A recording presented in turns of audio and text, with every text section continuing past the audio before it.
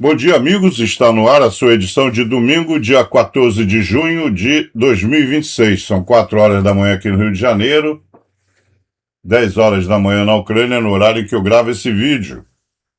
E muita coisa. A Ucrânia atacou muita coisa na Rússia, mas o mapa da guerra ainda mostra muita coisa antiga. Então, vamos ver o que ele mostra de hoje, porque tem muito ataque rolando nessa noite e nessa madrugada. Durante a noite, a Rússia lançou 98 drones Shahed, Gerber e Taumas e drones de Iska, de várias direções, incluindo a Crimeia ocupada. A Força Aérea da Ucrânia informou que 91 foram abatidos ou neutralizados, enquanto 7 drones de ataque atingiram alvos em meia dúzia de locais. Tá?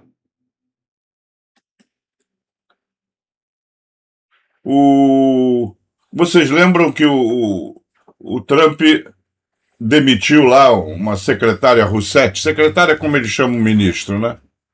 E ela saiu, se despediu, acusando a Ucrânia de laboratório biológico, e não sei, aquela jogada que uma vez usaram como pretexto para invadir o Iraque do Saddam Hussein, né? Acontece que todo mundo tem que ter laboratório biológico para preparar vacina e outras coisas, então isso é normal. Aí o Ministério das Relações Exteriores da Ucrânia fez uma nota afirmando que o país nunca realizou atividades relacionadas ao desenvolvimento ou produção de armas biológicas e que cumpre integralmente a Convenção sobre Armas Biológicas. Kiev declarou que a cooperação com os Estados Unidos é exclusivamente civil e focada em saúde pública, vigilância epidemiológica, diagnóstico laboratorial e biossegurança. O Ministério observou que as alegações russas anteriores foram analisadas internacionalmente e não foram comprovadas.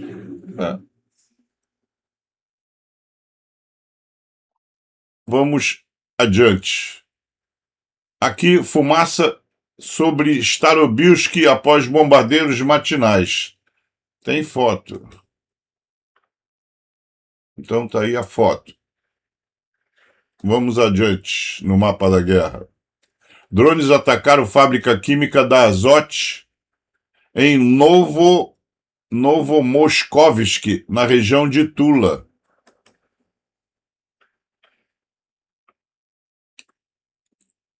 Tá aí as fotos do incidente.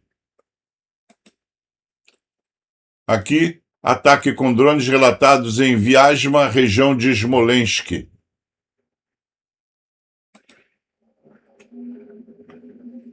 Umas fotos muito michuruca. Aqui a defesa aérea funcionou em Oriol.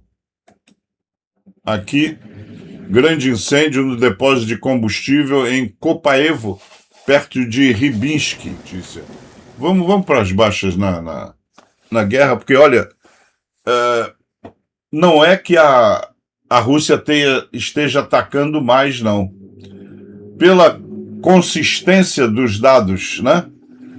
Eu acho que é a Ucrânia que atingiu seu ponto de equilíbrio, em matança, claro, porque foram 1.440 soldados. Dessa semana, maior quantidade. Segunda-feira foi 1.330, terça 1.370, quarta caiu para 1.190, quinta voltou para 1.310, sexta 1.300, ontem 1.310 e agora 1.440. Quer dizer, a turma dos drones de Magyar, pássaros de Magyar, está afiada. Foram 5 tanques, 14 blindados, 57 peças de artilharia, 3 lançadores múltiplos de foguete, um sistema antiaéreo, 2.132 UAVs, 13 UGVs, que são drones terrestres, e 401 veículos de logística. Após a vinheta, as notícias de hoje, e as últimas notícias foram ataques que ocorreram agora de madrugada.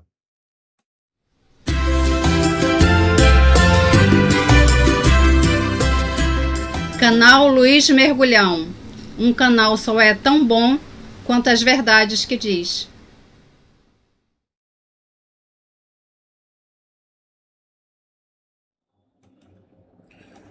Trump está bajulando Putin há anos. Um senador americano em exercício, membro da Comissão de Inteligência, disse isso diante das câmeras. Senador americano e veterano de combate, capitão Mark Kelly. Em entrevista exclusiva, o porta-voz do Comitê de Serviços Armados e Inteligência afirma que Putin não apenas se beneficiou da deferência de Trump, como explorou. E a Ucrânia está pagando o preço. Putin manipulou Donald Trump de uma forma que claramente o beneficiou e colocou os ucranianos em ainda mais risco. Trata-se de um membro do Comitê de Serviços Armados e Inteligência, não um comentarista, não um colunista. Isso não é incompetência, é um padrão. Em Moscou, São Petersburgo e Kazan também foram introduzidas restrições à gasolina. Agora, os russos só podem abastecer até 20 litros. Um tanque normalmente tem 45 litros no mínimo. Então, 20 litros é menos da metade. Deixa eu tirar minha foto da frente.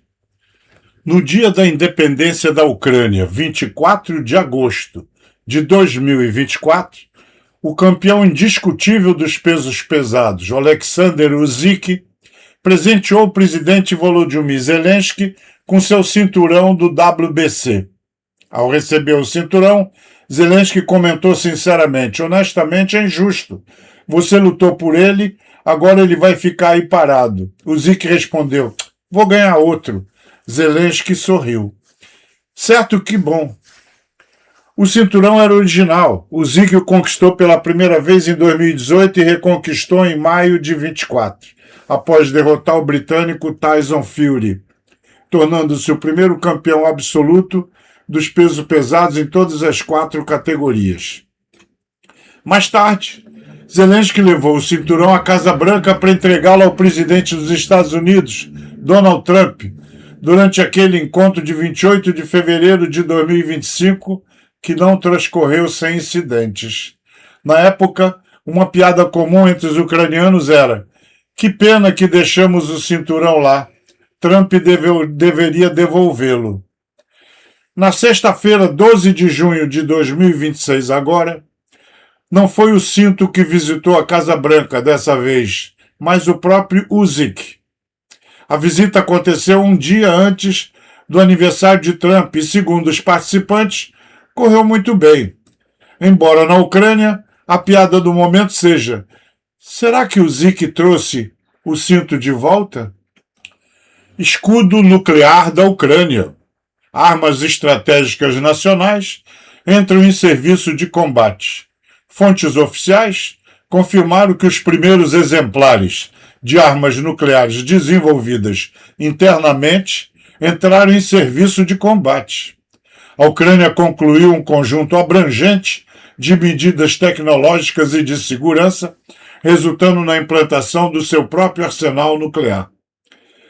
Essa medida foi apresentada como uma resposta às ameaças à segurança nacional e uma iniciativa estratégica do Estado, destinada a restaurar as capacidades de dissuasão do país. De acordo com representantes do Ministério da Defesa, os especialistas ucranianos restabeleceram com sucesso o ciclo completo de produção e manutenção dos componentes necessários para um sistema de dissuasão nuclear totalmente operacional.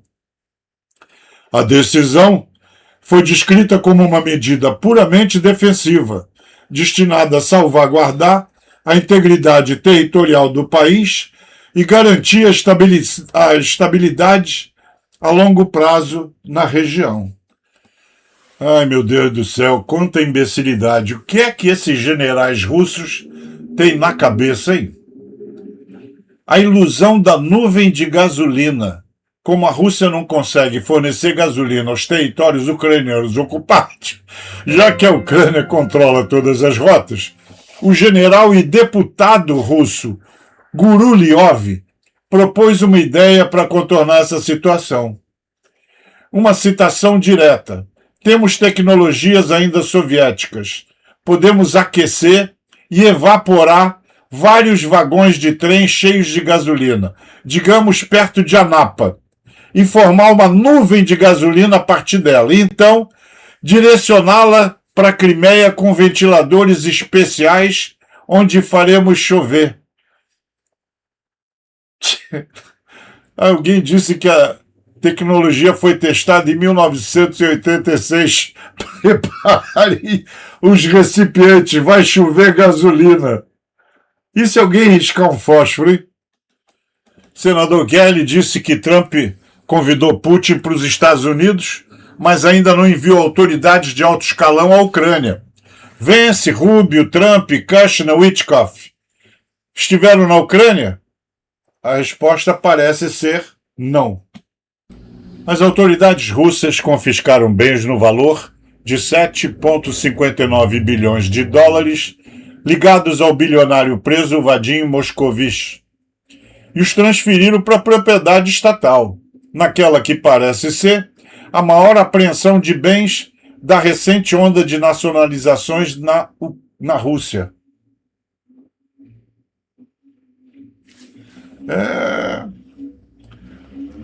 Tio Putin precisa de dinheiro. Olha que coisa interessante. Uma nota, né, de dinheiro ucraniano em 1917. O criador gráfico da moeda ucraniana, quer dizer, da nota, foi o proeminente artista gráfico Eori Narbut. As notas ucranianas apresentavam inscrições em 4 idiomas: ucraniano, polonês, judaico, né, o Yiddish, e russo, os idiomas das 3 maiores minorias nacionais da Ucrânia na época. Aliás, esta foi a primeira vez no século XX que uma inscrição em Yiddish apareceu em moeda estatal. Naquela época, a Rússia como um Estado estável não existia.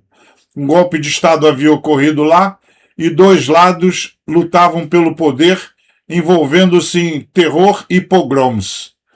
No início de 1918, a Rada Central da Ucrânia introduziu uma nova moeda, a hryvnia. Não apenas Narbut, mas também o artista Ivan Krishevsky trabalhou nesses desenhos. Eles eram ainda mais vibrantes e impactantes. A Armênia e a Turquia, apesar de Moscou. A Armênia abre fronteiras com a Turquia fechada desde 1993. Já neste verão, o primeiro posto de passagem começará a funcionar e o comércio direto, com o objetivo de triplicar o volume de negócios para $1 bilhão. Por isso que a Rússia não gosta. Todo mundo que se separa dela enriquece.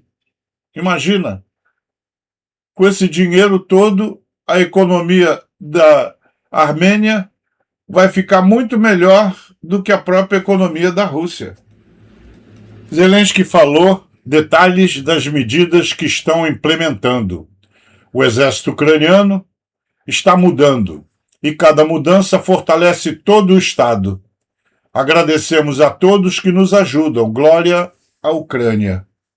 Então, ele está mostrando a sistêmica mudança do Estado, do Exército. Está vendo? Foi uma mudança geral no Exército, inclusive mudança no salário do pessoal militar também. Então, foi uma mudança global. Com uma Forças Armadas feliz, a defesa fica mais assegurada, né? Milhares de drones Shahed iranianos explodiram a caminho da Rússia. Madiyar ataca novamente. Madiyar continua a surpreender até os observadores mais ousados. Um grande carregamento de drones de ataque que o Irã teria preparado e enviado para a Rússia foi supostamente destruído antes de chegar ao seu destino. Centenas de drones Shahed teriam detonado em uma reação em cadeia durante o transporte.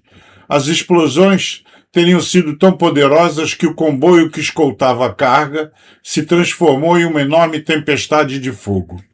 A Rússia teria iniciado uma investigação oficial. Segundo relatos, o Kremlin está em choque após perder um grande número de drones que seriam usados em ataques em larga escala contra cidades ucranianas em um futuro próximo. Fontes citadas no relatório afirmam que Madiar e seus combatentes estiveram diretamente envolvidos na operação.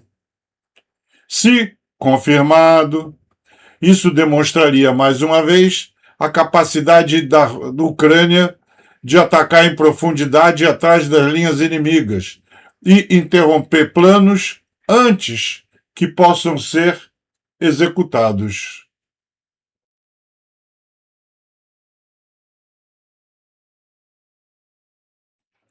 Putin perdeu, Pashinyan venceu. Trump o parabenizou. Nas eleições na Armênia, o partido de Nikol Pashinyan, Pacto Civil, obteve quase 50% dos votos e pode ocupar 64 dos 105 assentos no parlamento. Enquanto as forças consideradas mais próximas de Moscou receberam muito menos. O bloco de Samvel Karapetyan obteve cerca de 23%, o bloco de Robert Kocharian, cerca de 10%. Moscou está perdendo parte de sua influência na Armênia. Apesar da crítica ao curso político de Pashinyan por parte de Moscou, o Ocidente enviou um sinal diferente. Donald Trump parabenizou Nikol Pashinyan pelo resultado vitorioso nas eleições.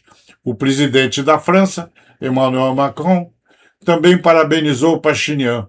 Em seguida, a União Europeia expressou sua posição.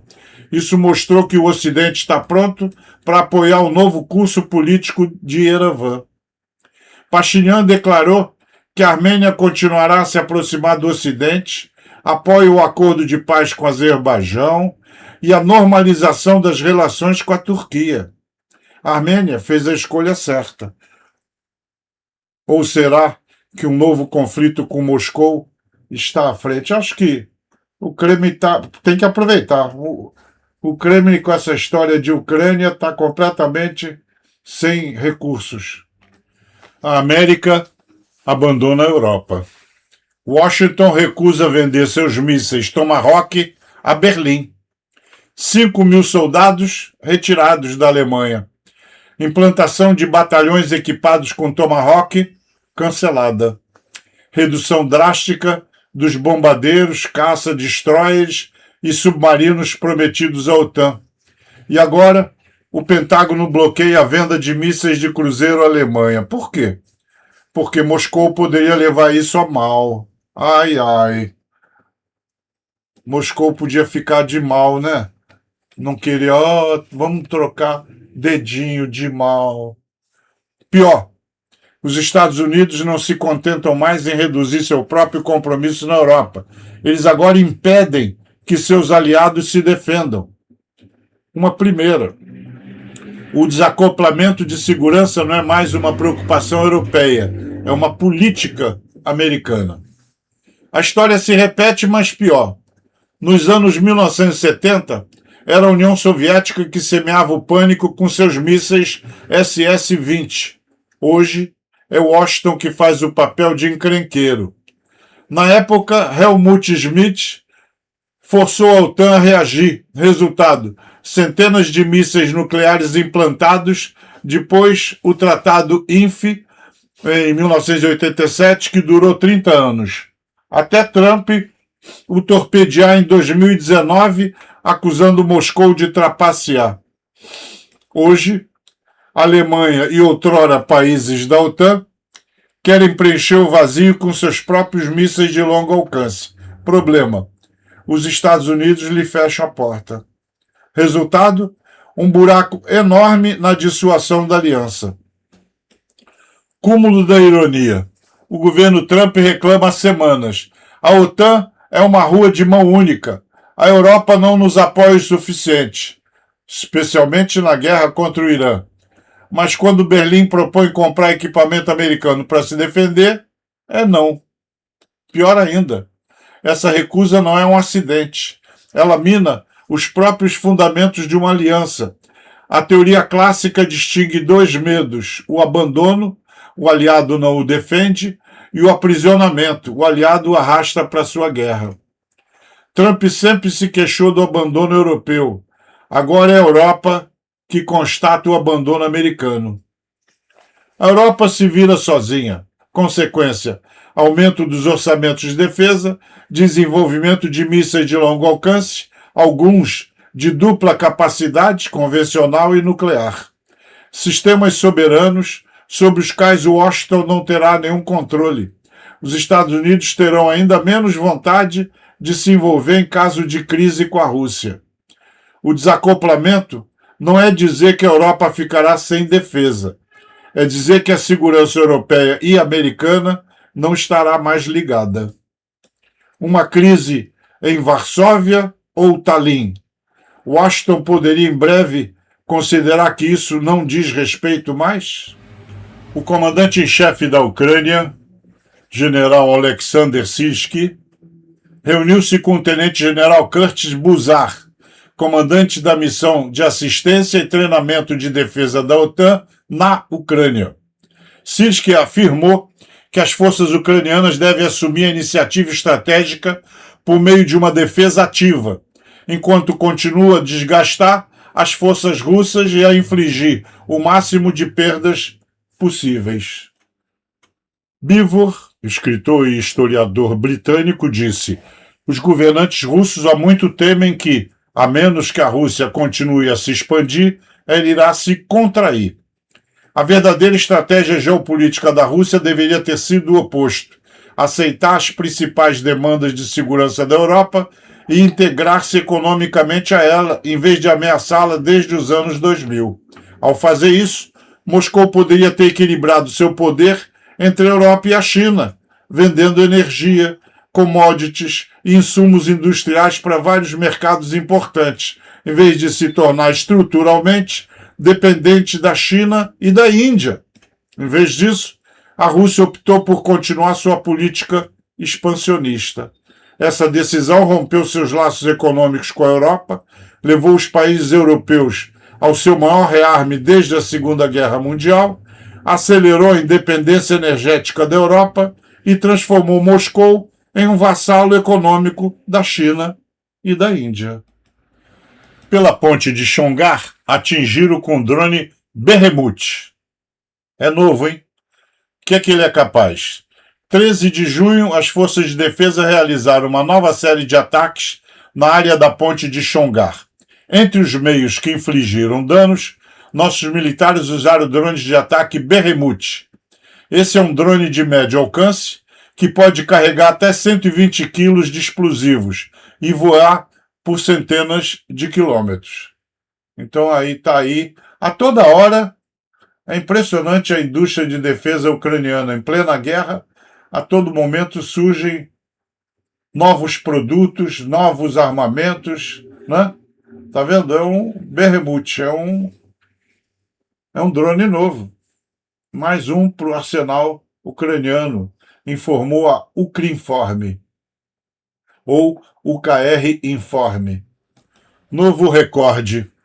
Os drones ucranianos atingiram 180 mil alvos militares russos em maio.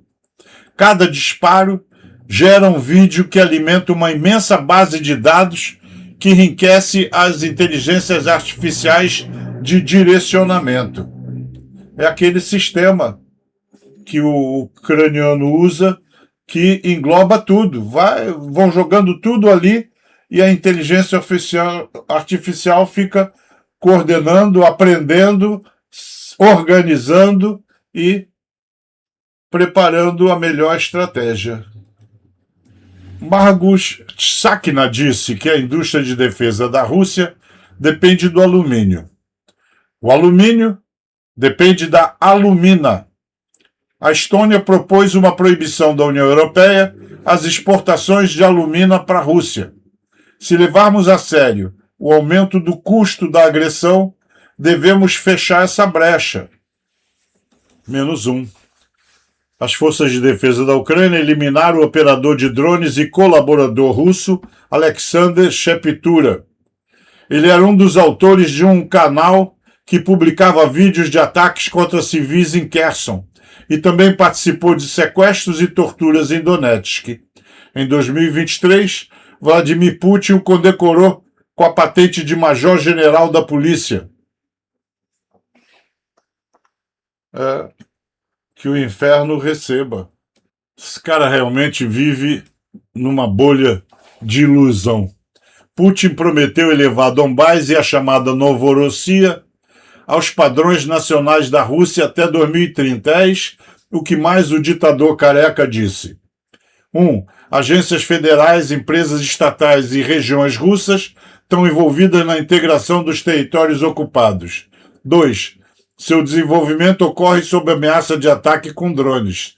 E 3. O desenvolvimento do Donbás e da Novorossia continua sendo uma das principais prioridades nacionais da Rússia. Pô, ele devia ter prioridade melhor, tipo melhorar a economia, cuidar do povo russo, né? Eu já contei essa história aqui no canal. Defensor inabalável, soldado ucraniano. Ele manteve posição sozinho por mais de 100 dias. Um exemplo extraordinário de resiliência em campo de batalha foi relatado na zona de combate.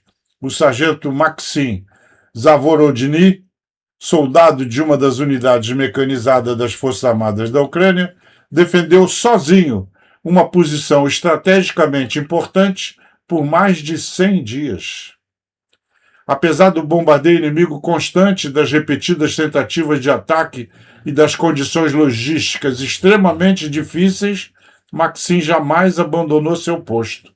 Graças ao seu profissionalismo, engenhosidade e excepcional compostura, ele não só repeliu com sucesso os ataques de forças inimigas numericamente superiores, já que ele estava sozinho, como também realizou uma vigilância eficaz dos movimentos dos ocupantes.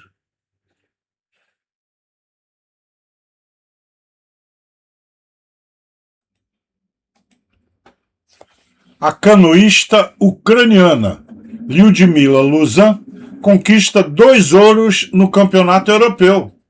A ucraniana venceu a prova individual nos 200 metros com um novo recorde da competição, 43,710 segundos. Juntamente com Anastasia Ribanchuk, na canoagem de 2 nos 200 metros. As atletas obtiveram a vitória em 43,399 segundos. Quer dizer, ainda fez... Bom, lógico, as duas ainda fizeram um tempo menor. E se você olhar lá, ó, lá vai a ucraniana. Olha lá. Bem na frente, né? Chegou bem na frente. Olha lá a bandeirinha da Ucrânia. Bacana, né? Vários atletas ucranianos estão brilhando no mundo inteiro. É no boxe, no tênis, na canoa. Tá certo. E o país continua em guerra. Ataque com drone atinge fábrica química Titã da Crimeia, na cidade ocupada de Armiansk. Moradores relatam mais de 20 impactos, todas as oficinas danificadas, incêndio de grandes proporções e funcionários evacuados. Primeiro eles te ignoram, depois riem de você, depois lutam contra você e então você vence. Eles vieram de mundos completamente diferentes. Um veio do mundo brilhante dos palcos, das câmeras e do cinema. O outro emergiu do reino digital da tecnologia, da inovação e do pensamento moderno. Ambos foram subestimados. Muitos zombaram deles, mas no final provaram a todos que estavam entre os melhores. O destino os uniu em um momento em que a Ucrânia precisava de mais do que apenas líderes, precisava de pessoas capazes de mudar a própria história. Volodymyr Zelensky se tornou mais do que apenas um presidente. Ele se tornou um símbolo de resistência, força de espírito e fé em seu povo. Nos dias mais sombrios para o país, ele não se escondeu, não se acovardou e não recuou. Suas palavras foram ouvidas por milhões ao redor do mundo e, pela primeira vez em muitos anos, a Ucrânia se tornou o centro das atenções globais e uma verdadeira voz da liberdade. Hoje, nosso país não é ignorado. Somos consultados, somos apoiados, somos respeitados. Mikhailo Fedorov personifica uma nova geração de líderes ucranianos, jovem, ambicioso e moderno. Ele demonstrou que o governo pode ser um serviço para o povo, em vez de um fardo. Graças à sua visão, a Ucrânia se tornou um dos países mais digitalizados do mundo e, dia, se tornou um símbolo de um Estado moderno que funciona de forma rápida, conveniente e sem burocracia desnecessária. As tecnologias que ele ajudou a introduzir nas Forças Armadas impressionaram até mesmo alguns dos comandantes mais experientes do mundo.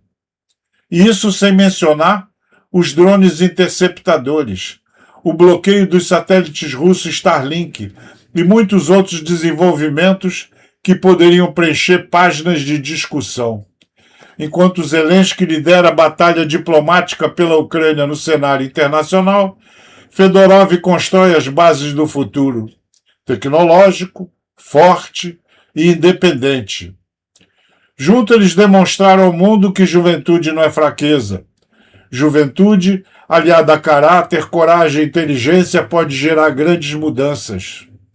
Hoje, a Ucrânia não é mais um país que pode ser subestimado. A Ucrânia é uma nação de um povo inabalável. É um país que resiste mesmo quando o mundo se pergunta como isso é possível. Resistimos a ataques de mísseis. Não perdemos nossa humanidade na escuridão. Aprendemos a transformar a dor em força, o medo em determinação e a perda em motivação para seguir em frente. E enquanto os corações ucranianos baterem, a Ucrânia viverá. Enquanto nossos soldados estiverem na linha de frente, nossa liberdade permanecerá. Enquanto os ucranianos acreditarem em seu país, não seremos derrotados. Surpreenderemos o mundo novamente e prevaleceremos. Glória à Ucrânia, glória aos heróis. Slava Ukraini, Heroiam Slava. A Operação Madiar atacou bases russas estratégicas. A unidade especial lançou novos drones que atingiram alvos com força sem precedentes e o ataque teria abalado toda a Rússia. Por exemplo, durante uma reunião de generais russos, enquanto os ocupantes supostamente planejavam outro ataque contra a Ucrânia, um som estranho foi ouvido.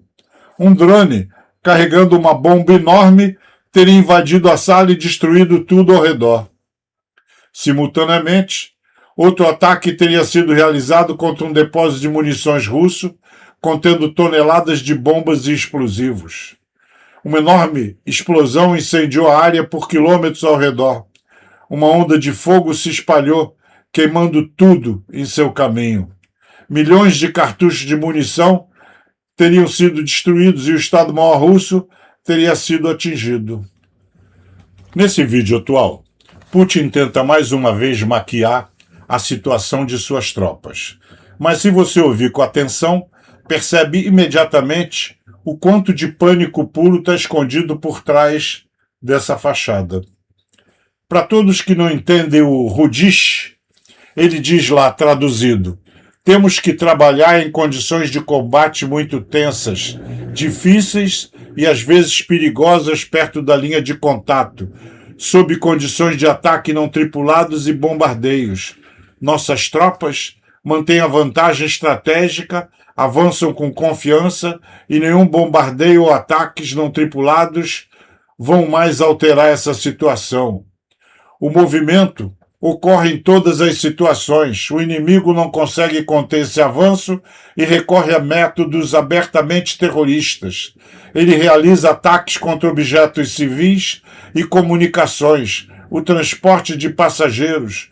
Gostaria de agradecer a todos os moradores do Donbás e da Novorossia pela coragem, pela firmeza. Isso é o que ele disse. É preciso entender por que ele formula isso dessa forma. Essa é a tática clássica de um regime cuja própria narrativa está completamente fora de controle. Ele se dirige aqui especificamente ao público da Rússia, porque a população de lá simplesmente deve acreditar em tudo que é apresentado a eles, não importa o quão absurdo seja. Ao destacar os ataques de drones de forma tão extrema, ele na verdade admite inadvertidamente o quão massivamente a logística do exército da Rússia agora está em apuros. Nossos ataques direcionados contra as linhas de suprimentos no sul, e especialmente na Crimeia, estão mostrando efeitos perceptíveis. Mas ele não pode dizer às pessoas em casa que sua frente está desmoronando. Então ele vende essa resistência exaustiva nas posições como uma suposta vantagem estratégica. Especialmente descarado, é claro, a completa inversão de culpado e vítima. Acusar a Ucrânia de usar métodos terroristas e atacar objetos civis depois de todas as cidades destruídas na Ucrânia é a projeção mais pura, mas ele precisa dessa mentira para inflamar emocionalmente sua própria população e desviar a atenção dos próprios fracassos militares. Esse agradecimento forçado às pessoas nas áreas ocupadas também serve apenas para fingir uma normalidade que simplesmente não existe lá. No final, esse vídeo mostra, acima de tudo, uma coisa. Não é um sinal de força, mas um puro calmante para um povo que, de jeito nenhum, deve perceber que essa guerra há muito não está mais correndo de acordo com o plano. A Ucrânia, de qualquer forma, não se deixa enganar por essa propaganda transparente. Para Alexandra Pascal. Ela tem 10 anos e é muito corajosa. Em 2022, perdeu a perna em um bombardeio russo na localidade de Zatoka, na região de Odessa. Após um longo coma e uma reabilitação árdua, Alexandra voltou à sua amada ginástica rítmica. Rinat Akhmetov comprou um apartamento em Kiev para ela e sua mãe, onde a menina poderá viver com mais conforto. É a Fundação Rinat Akhmetov. Então entregou a chave da nova casa para a menina.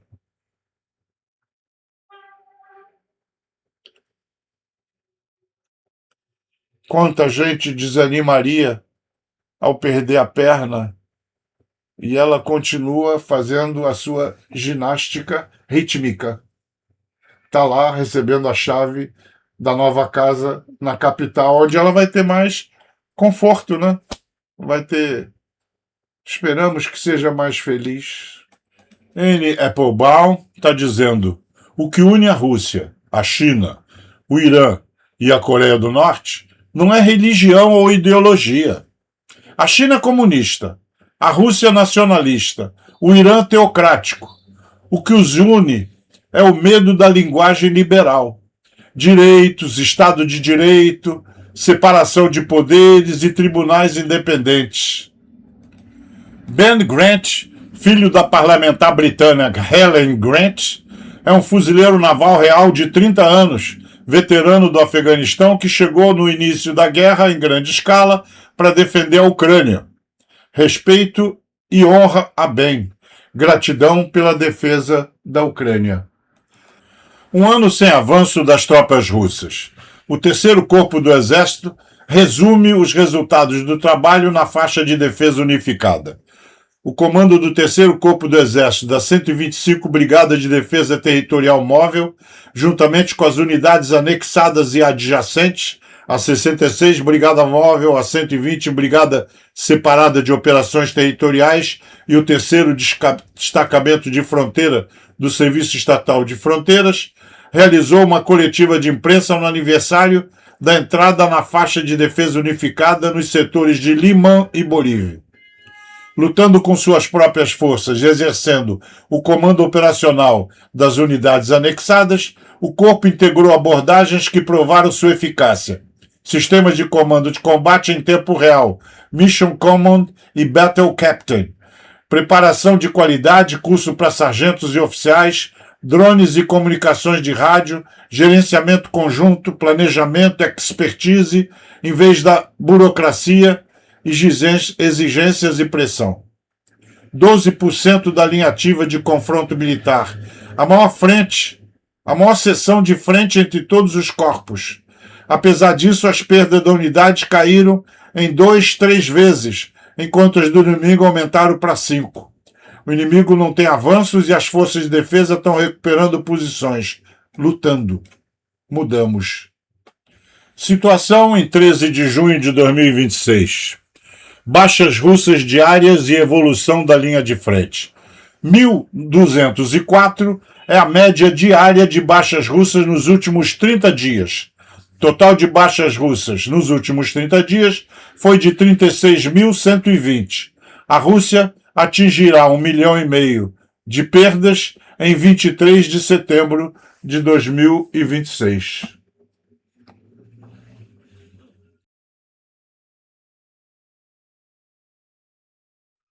Drones de ataque. Ucranianos atingiram um importante depósito de petróleo russo em Rubisk esta manhã, incendiando vários tanques. Na imagem, um drone de ataque ucraniano voa em direção ao depósito russo já em chamas. Desce e colide com outro tanque de petróleo. Vamos ver.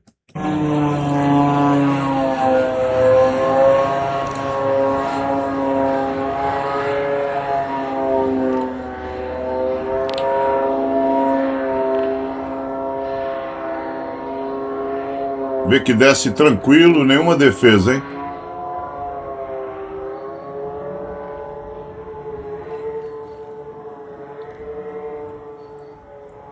Passou nenhum tiro.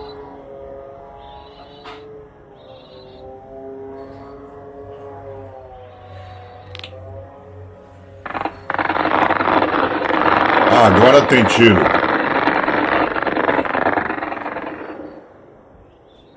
Agora tem tiro, mas já é tarde. Pronto. Outro tanque foi para o espaço. Era feia e se tornou uma bela base de petróleo no microdistrito de Kopaevo, em Rybinsk, Oblast de Yaroslav. Um grande objeto logístico, conhecido como Combinado Tempi. Surgiu um grande incêndio. O ataque continua e já há 2 desses incêndios simpáticos. Vamos ver.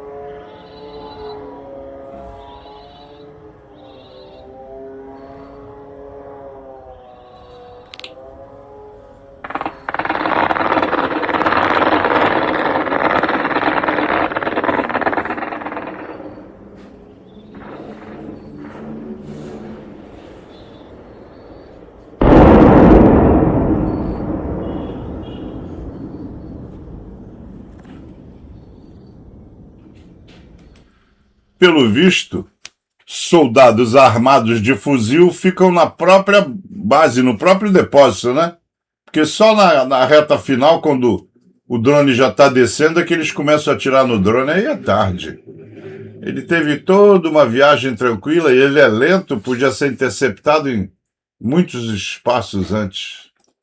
O momento em que um dos drones já atingiu a colheitadeira Tempi, em Rybinsk, região de Yaroslav, esta manhã.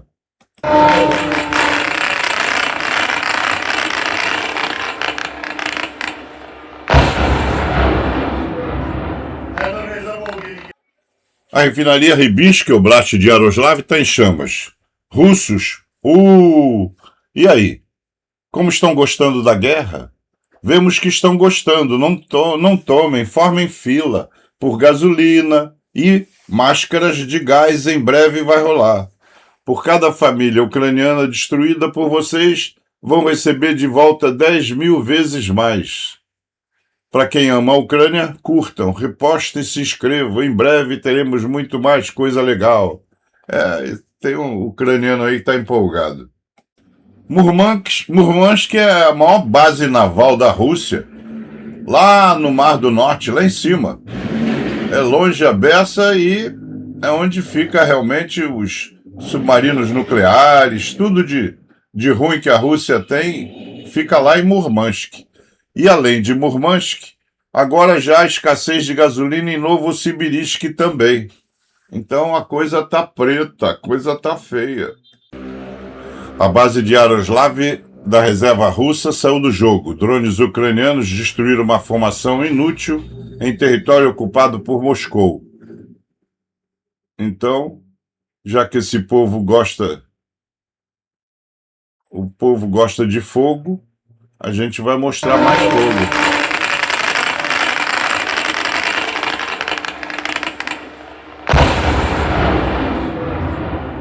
Muito bem, já que eles adoram a guerra, tome mais de 800 alvos inimigos destruídos, centenas de vidas salvas, dezenas de tripulações sobreviveram ao inferno da guerra.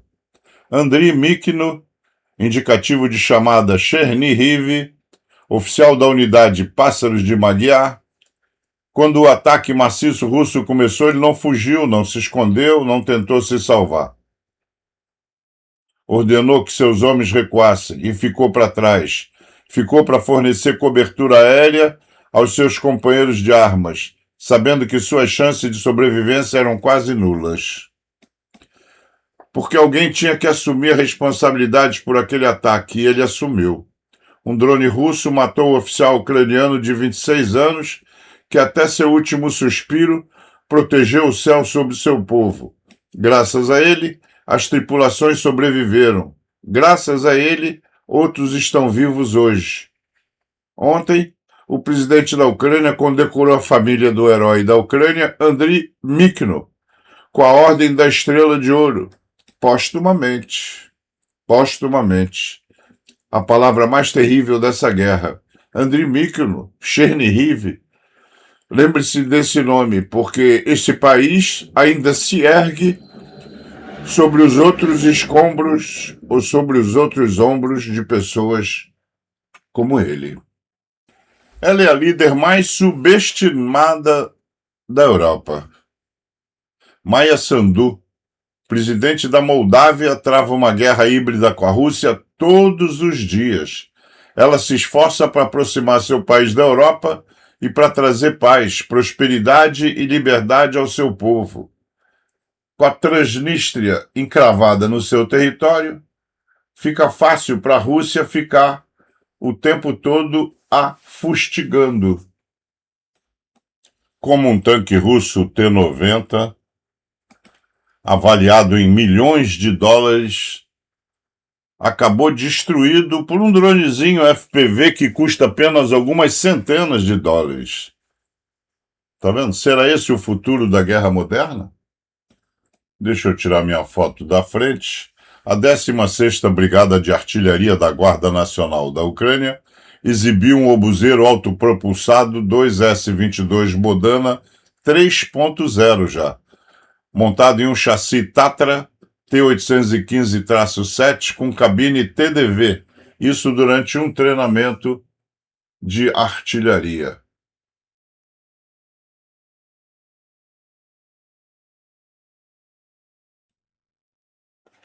E assim, chegamos ao final de mais esta edição.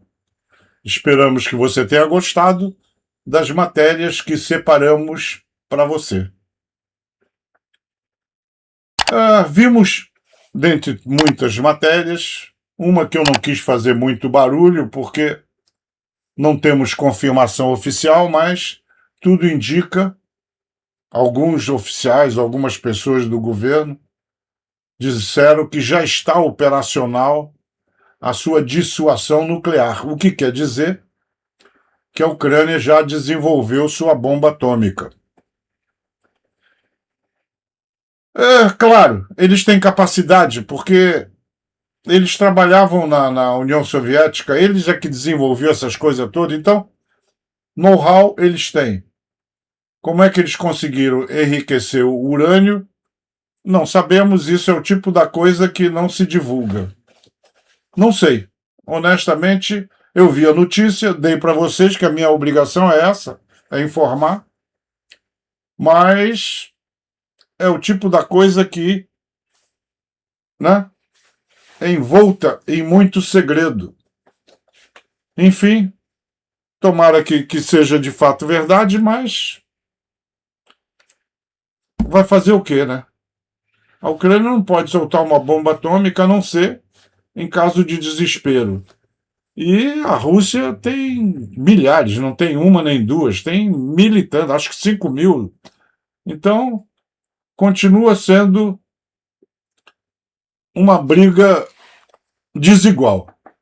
Mas, como nós sempre dissemos, bomba atômica não é para se lançar, é apenas para servir de dissuasão, do tipo, ó, não enche o meu saco, não mexe na minha casa, porque aqui o buraco é mais embaixo. Só serve para isso. Ninguém no mundo de hoje é louco de soltar uma bomba atômica, né? Ameaçar com radiação todos os países, porque o vento leva isso para todo lugar. E, inegavelmente, aquele que disparar uma bomba atômica nos dias de hoje vai ter o mundo inteiro contra. Então, deixa pra lá. Outra coisa que eu queria comentar é que um dia desse eu coloquei, como coloquei hoje eu coloquei uma remadora. No outro dia eu não me lembro, foi algum esporte, né? Alguma ucraniana vencendo, acho que no tênis. E aí um menininho disse, para de botar essas besteiras, porque eu quero ver guerra. Olha, bolas, se você só quer ver guerra, compra um videogame. Videogame, além de você poder ver, você pode até participar. Então, a tua história... A gente, quando eu digo a gente, eu e meus amigos. E esses meus amigos, olha, amigo, eu passo na rua, um monte de gente me reconhece, ter 114 mil amigos, não vou dizer que 114 mil são, mas que 100 mil são. Então fica 14 mil igual esse garoto que quer ver guerra. Então, outra história, a gente gosta da Ucrânia. A gente está aqui na torcida para que essa guerra terrível acabe e a Ucrânia possa, né, despontar em todo o seu esplendor, toda a sua beleza, tendo paz, já tem um país bonito e um povo alegre e feliz. A guerra é que está justamente atrapalhando. Ninguém aqui do canal gosta de guerra. A gente está aqui apenas na torcida que essa porcaria acabe. Vamos ver a cidade de Juiz de Fora que eu separei para hoje. Fabiano é de Juiz de Fora, Minas Gerais. Juiz de Fora é um município brasileiro no interior do estado de Minas Gerais, região sudeste do país. Localiza-se na zona da Mata Mineira, estando situada a cerca de 260 quilômetros a sudeste da capital Belzonte. Juiz de Fora fica o quê? 2 horas e meia daqui do Rio. Eu ia muito lá. Muito. Vocês sabem que eu participei do projeto da Estrada Real, então eu tive que caminhar a pé para poder mapear o que hoje é um roteiro turístico, né? O mapa da Estrada Real, já mostrei aqui no canal, é um Y de cabeça para baixo, né? Numa perna, sai do Rio de Janeiro, vai para Ouro Preto e depois na perna única do Y, Diamantina. Ouro Preto, Diamantina é comum. Então é Rio. Esse é o caminho novo. Antes dele, o caminho velho era Paraty. Então Paraty, Ouro Preto e depois Diamantina é um caminho único. Me lembro que quando nós fizemos a expedição, que foi feita por partes, claro, eu era do governo do estado e não podia ficar 62 dias caminhando. Então, a gente tirava trechos. O primeiro trecho que eu fiz foi do Rio de Janeiro a Juiz de Fora. Engraçado que a gente, para ficar fiel ao caminho do ouro, não foi qualquer lugar em Juiz de Fora. Foi no Colégio dos Santos Anjos, que se o Fabiano estiver me ouvindo, ele vai saber, que era a antiga fazenda do Juiz de Fora. E agora é engraçado que Juiz de Fora é uma cidade tão grande, naquela jornada, né, da Estrada Real, que durou vários anos, a gente caminhava 30 a 40 quilômetros por dia. E isso dava para percorrer, às vezes, mais de uma cidade. Né? A gente, às vezes, cortava uma cidade e ia para a terceira. Não foi o caso de Juiz de Fora.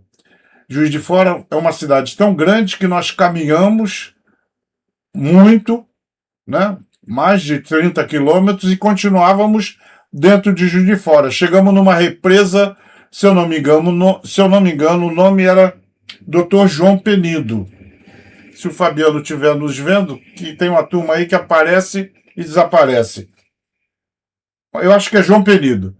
O exército teve que montar barraca para a gente na beira dessa represa de João Penido, para que a gente continuasse até a cidade seguinte, no dia seguinte. Quer dizer, levamos 2 dias para atravessar a cidade de Juiz de Fora. Que bom que você veio até o final. Se chegou até aqui, muito obrigado. Agradeço de coração nos ter prestigiado com a sua audiência. E se é novo por aqui, aproveite para se inscrever. Não custa nada. E acione o sininho para ficar sempre bem informado. Se olharam ao final é uma praxe nesse canal, ao final de todas as edições temos a galeria de membros, que é uma listagem nominal de todos os nossos apoiadores. E se vocês prestarem atenção, já está com 18 páginas. Né? Entrou mais um. Depois, aquilo que se convencionou chamar de galeria de abraços. Primeiro elas, minhas queridas amigas, as letrinhas sobem com nome e cidade de cada uma que comentou no vídeo de ontem. Depois eles, meus queridos amigos, a mesma coisa. Fez comentário no vídeo e dizendo a cidade e o nome, né? Porque tem uns caras que tem XH Pcholondon. Aí não é nome, é User ID. Eu preciso de um nome. João, Zé, Maria. Então disse o nome, disse a cidade, muita gente continua. Eu sou de Angola. Angola não é cidade, Angola é país. Eu queria a cidade. Sou de Luanda, Angola. Aí fica mais bonito, para ficar um padrão. Eu tenho toque, eu gosto de tudo perfeito, então gosto de tudo padrão. Nome, cidade, país. Pronto. Acabou. Muito simples. Gente, um abraço para Carlos Caldeira, Cid Lopes, de Salvador, Bahia, e Assis de Tauá, no Ceará. Os 3 nos ouvem por celular porque não conseguem ver. Uma coisa simples para mim e para você, para eles não é simples. Então eles têm que ouvir pelo celular. Alguém pergunta, por que você só fala o nome deles? Porque eles não conseguem ler as letrinhas da galeria de abraços. Aí eu tenho que mandar um abraço assim. Mas tudo bem. Não fique triste nem com ciúme. Eu te dou um abraço também. Um abraço a todos os meus amigos. Precisa ver na rua como a turma me encontra. Oh, você é o mergulhão, eu conheço, sou seu fã, não sei o que. Isso faz parte. Por isso que eu tenho que me comportar sempre bem. Você vê que eu não digo palavrão. De vez em quando sai um bem pequenininho, porque afinal não tenho sangue de barata.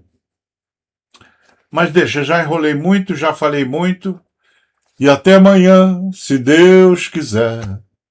Se não chover, eu volto pra te ver, a mulher. Cantando, levo a vida.